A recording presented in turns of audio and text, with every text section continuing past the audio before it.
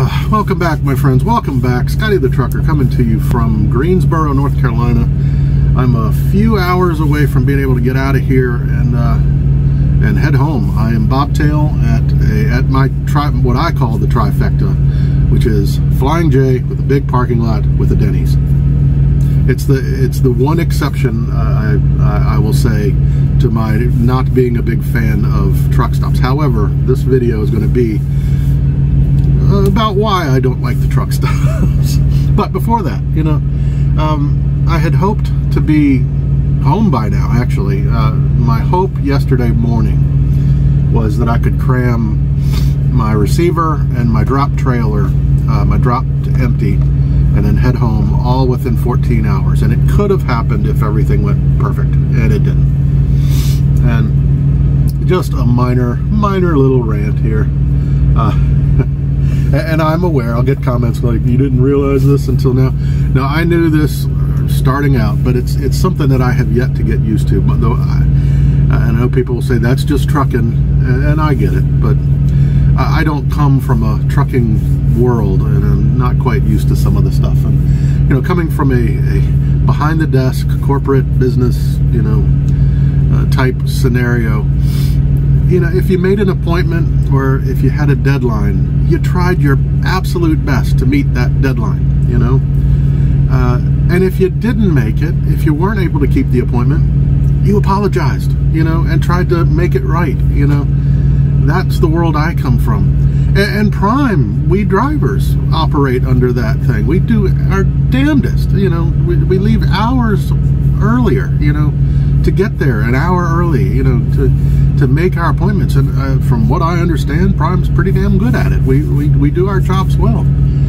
Why is there no sense of urgency at the shippers and receivers? I just don't get it. And if they do make you wait for hours on end, there's no apology. Usually, once in a while you'll get it. You know, you get it. They understand that, you know, your paycheck relies on you moving, you know, and when you're sitting for hours on end, you know, you're not making any money. Well, detention, I know, but anyway, just the philosophy behind it. I have yet to get used to the fact that you set appointments and then there's no sense of urgency to meet it, you know, once the driver gets there. So, and in this particular, again, I won't mention the place, but last night I started off well. I thought, I mean, it was very organized on the way in. This place is a big facility, well-known brand. I won't say what it was, but you know, you start off in a staging area, large parking lot, lots of trucks, and you check in, and then they call you when your door is ready. All that went great. But when you check in, they give you written instructions. Please follow these instructions to the letter. And my instructions, you know, say if you're frozen, you need to go to the back building, you know, and if there's somebody already in your door, you need to call this number. So I go back, they call me, I go back, and there's somebody in my door. I call the number, no answer. I call it 7 more times, you know, something like that, no answer. So I call the guard shack, you know, and said, you know, I'm doing exactly what it said, you know. I'm at my door. There's open doors next to it, you know, and I almost just went ahead and parked, but I knew they were just going to make me move and doing, you know, a move over a space or whatever, you know. So I pulled aside and I called them, and before I could even finish my sentence, he's like, "You need to call the number on the sheet of paper we gave you, sir." I'm like, I did 7 times, and I didn't get an answer. So I'm calling the number where I know there's somebody there. He's like, "I can't help you, sir." I said, "You know, where's the guard shack up front? You're going to have to just keep calling that number until someone answers."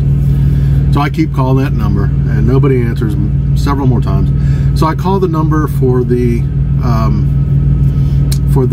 dry area, the dry building, whatever, that number. Someone did pick up there, and they gave me another extension that I could try, but that didn't work either. So anyway, I circled back around, and soon that truck that was in my spot left, so all was well. Tight alley dock did well, you know. I always got to give you my update on my backing skills. I got to stop doing that because I'm actually getting pretty proficient. You know, I can have a bad instance, but for the most part, I'm nailing them. I'm doing pretty good. But fast forward to, I mean, I sat for hours and hours in the dock, as not uncommon. And this is one of those ones that uses the online text lumper fee payment system. And in that, if you'll know, it's standard. At the end, well, you do your thing and pay your lumper fee. And at the end, it says, stay in your truck, do not pull away from the building. We will contact you when your bills are ready. You think they contacted me when my bills were ready? I waited and waited. Another couple hours, you know, passed. And there's no office here. This, you know, I know, why didn't you get up and talk to us? There was no office. They dealt through mailbox. So, you know, you put your papers in and magically they disappear and then they appear. And eventually I was just like, you know, on kind of a whim, like, I know it's a pointless endeavor, but I'm going to go check that box. And I walked over, and sure enough, my paperwork, along with probably 7 other drivers, just sitting in the box. You know, that's fine. Just say so, you know. Don't have a written protocol. That's wrong, that you're not following. I mean, that really, that kind of, I don't think I would have made it home, but that set me back a couple hours. I could have been a ways down the road. I made it today a little easier, but anyway. All right, that's enough of that. It's just kind of an irritation to me that, you know, I'm a person that aside from trucking, I'm the person that's always early to everything. You know, I don't like being late. I always see it as a sign of disrespect. You know, someone who's not, you know, doesn't care about being timely, you know, bothers me a little bit. And I'm always a person that's, you know, at meetings back in my old world, I was there half an hour early. I was the first one in, usually waiting when people got there. And it's a value that I have. And you go to places that have, not just don't have that value, but just not even a care in the world if you sit there all day long. So, anyway, not a big ranter, but there's one for you. All right, on to the purpose of this video, and maybe you guys can help me out. Man, I come to these truck stops, yeah, and I can never find the truck stop petting zoo. I know they're here somewhere. I smell it, you know.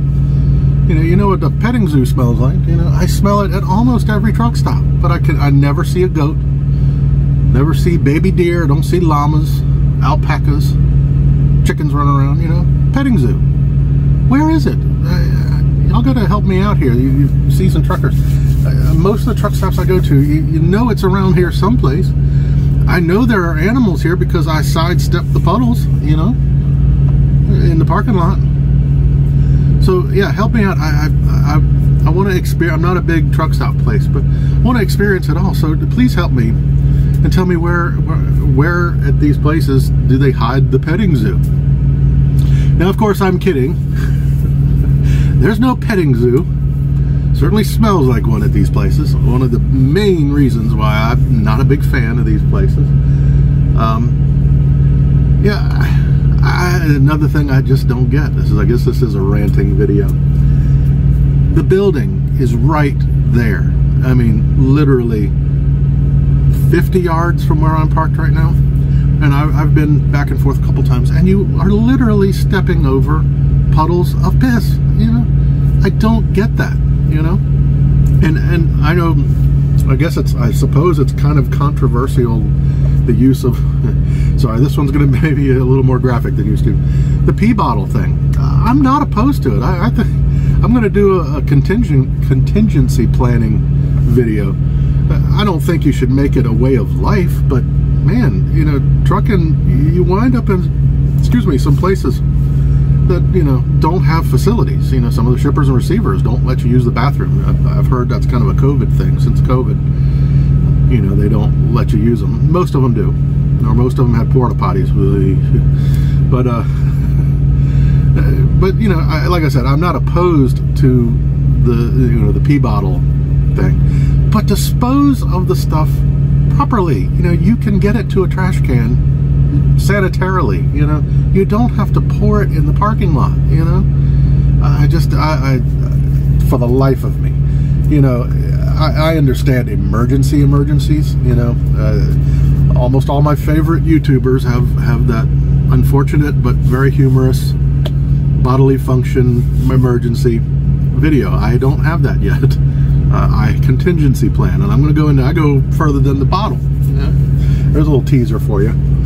But yeah, it's fine. I hear horror stories about trucks that have bottles and bottles and bottles rolling around. And like I said, I don't condone it as a way of life, but man, be prepared for any situation that you can. But dispose of it, you know, properly, in a trash can, in a container, you know. I don't want to get grosser than that, but man, there's no reason for pouring that crap out in the parking lot. And just while I'm at it, you know, they're just these places, you know, that's why I like rest areas. And now you get this at rest areas too, not to the same extent. To me, I think it's the, and I haven't been out here long. Maybe it's always been here. It probably has, but you know, I think, you know, every one of these places is short-staffed these days since COVID. Don't want to get political, but when you make it very easy for people not to work, people aren't going to work. So, you know, I've noticed out here everywhere. It was a little eye-opening because, you know, in my little town, in my little circle, you know, COVID didn't wreck my area where I lived, you know. But when you go out on the road, all of these places, you'll see, you know, McDonald's, you know, some of the fast food places and everything shut down. You know, not even open because they didn't have enough workers today. You know, sign on the thing. Sorry, you know, short staff can't do this or that. You know, and I think it might be a product. The reason why it's so bad in the truck stops is that, you know, the few staff at these places can't keep up with the filth. You know, and that goes for the puddles in the parking lot, the trash. You see trash piled up around trash cans that have been chained, you know, that are empty, you know. And the bathrooms inside, filthy, you know. And I guess you say it's the place's fault, but, you know, I know a lot of the places, you know, they're just really short-staffed. They can't keep up with the filth. So I think the filth itself has kind of given everybody a license, an anything goes license, you know, that people don't even think about it anymore. And again, I imagine it's been like this for a while, but that's just my newbie perception, you know. Maybe it has to have made it a little worse, you know, just the fact that they can't keep up with it. So when it's filthy already, why not add to it? So yeah, if y'all can point me to the truck stop petting zoo, I'd like to spend some time with a llama. That didn't sound right. Okay. All right, again, just in fun. This was not the fun video that I was planning on, but this was what kind of hit my brain today. I didn't get a chance to, well, I did do the video once, but I'm not happy with the take, so I'm gonna do it again and make it a little better. I think I can do better. So maybe you'll have 3 in a row that are just kind of silly. All right, guys, I hope y'all are doing well, and I'll hopefully see you from home soon, next video. All right, talk to you later, guys. Bye-bye.